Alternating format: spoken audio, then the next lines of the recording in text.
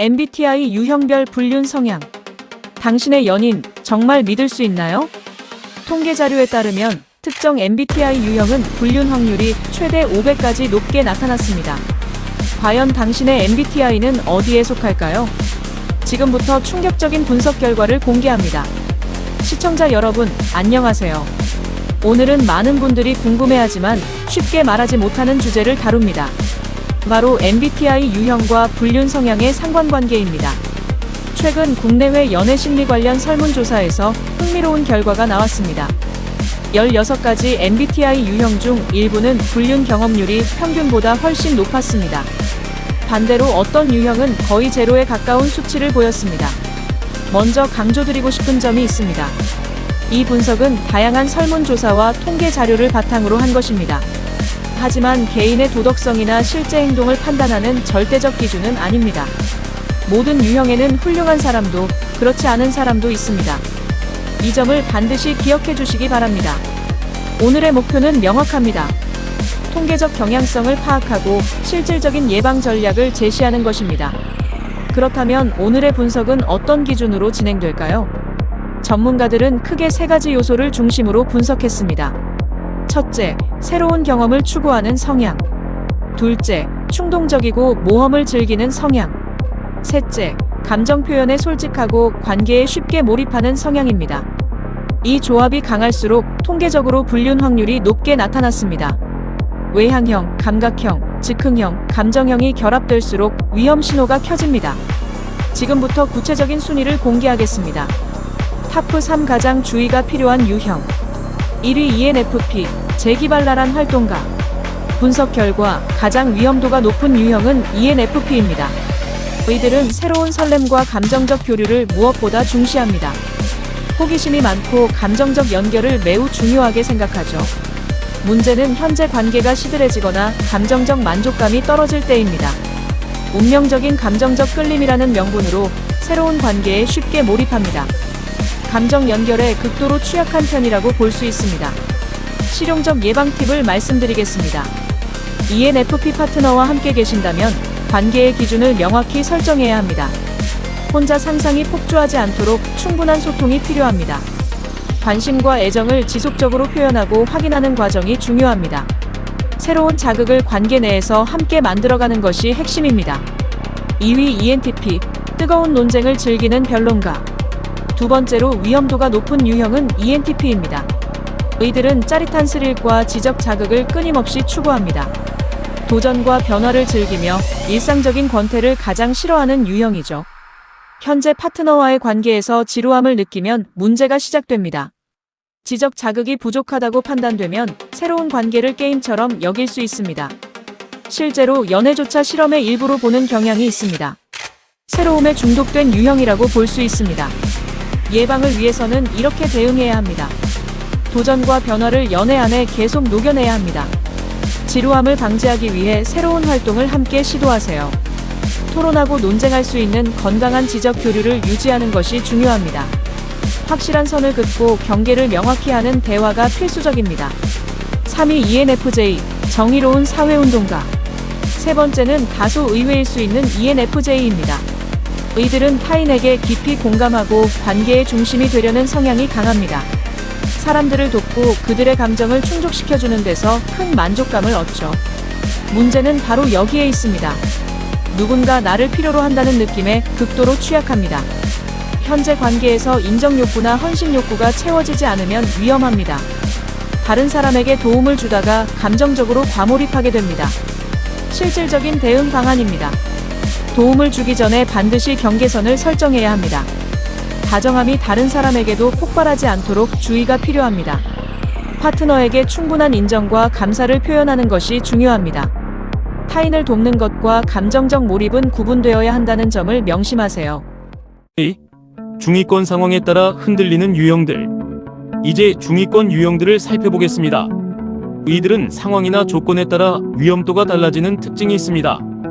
ESTP, 모험을 즐기는 사업가, 현실적 쾌락을 추구하는 유형입니다. 스릴과 즉흥성에 약하며 금지된 것에 더 끌리는 경향이 있습니다. 충동과 스릴이 결합되면 위험한 조합이 됩니다. 예방을 위해서는 확실한 선긋기가 필요합니다. 함께 즐길 수 있는 건전한 활동을 지속적으로 개발하세요. ESFP, 자유로운 영혼의 연예인, 파티 피플이라고 불리는 이 유형은 현재의 즐거움에 충실합니다. 인기가 많고 감정 표현이 풍부해 오해를 받기 쉽습니다. 지금 이 순간의 감정에 휩쓸려 충동적 결정을 내릴 위험이 있습니다. 관심과 애정을 충분히 표현하고 지속적으로 확인하는 소통이 필요합니다. ISFP, 호기심 많은 예술가, 겉으로는 조용하지만 내면의 감정이 폭발적인 유형입니다. 감정적 외로움이나 예술적 영감을 다른 사람에게서 찾을 때 흔들립니다. 묘하게 매력적이어서 주변의 관심을 받기 쉽습니다.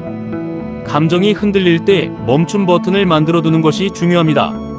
INFP, 열정적인 중재자, 순수한 이상주의자입니다. 현실보다 이상을 쫓다가 위험에 빠질 수 있습니다. 현재 파트너에게 없는 완벽한 영혼의 동반자 환상에 사로잡힙니다. 로맨스 성애자로 이상화에 빠지기 쉬운 유형입니다.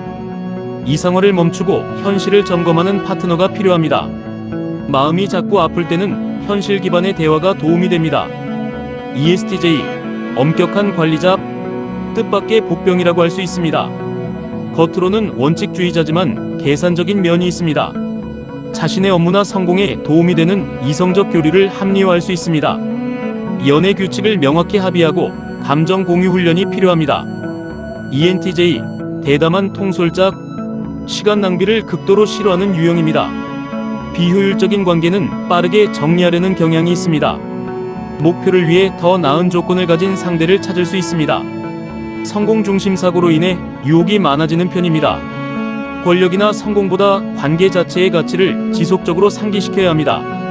ISTP, 만능 제주꾼, 구속받는 것을 싫어하는 쿨한 유형입니다. 감정적으로 얽매이지 않는 가벼운 만남을 선호합니다. 사라지는 재주가 있어 의심을 받기 쉽습니다. 연락 유지 계획을 세우고 감정 표현 연습이 필요합니다. ESFJ, 사교적인 외교관, 평판에 민감한 유형입니다. 주변의 인정과 칭찬을 갈구하다가 그 매력에 빠질 수 있습니다. 친절이 과하면 사랑으로 오해받는 경우가 많습니다. 애인에게 우선순위를 확실히 보여주는 것이 중요합니다. INTP, 논리적인 사색가, 머릿속 시뮬레이션에 능한 유형입니다. 실제로 바람을 피우기보다는 이론적으로 분석하는 편입니다. 관심이 생기기까지 시간이 오래 걸립니다. 연애 한 명 관리도 벅차다고 느끼는 경우가 많아 실제 위험도는 낮습니다. 가장 안전한 유형. 이제 통계적으로 가장 불륜 확률이 낮은 유형을 알아보겠습니다. 내향형과 계획형이 결합되면 충실도가 높아지는 경향이 있습니다. 3위 하위권 ISFJ, 용감한 수호자. 약속과 책임감을 최우선으로 여기는 유형입니다. 관계의 안정성이 무엇보다 중요합니다. 바람은 곧 정신적 고통과 관계 파괴를 의미한다고 생각합니다. 헌신형으로 마지막까지 지키는 이미지가 강합니다. 도덕적 기준이 매우 높아 배신을 극도로 싫어합니다. 차라리 차이는 한이 있어도 먼저 떠나지 못하는 유형입니다. 다만 자기 소모에 주의가 필요합니다.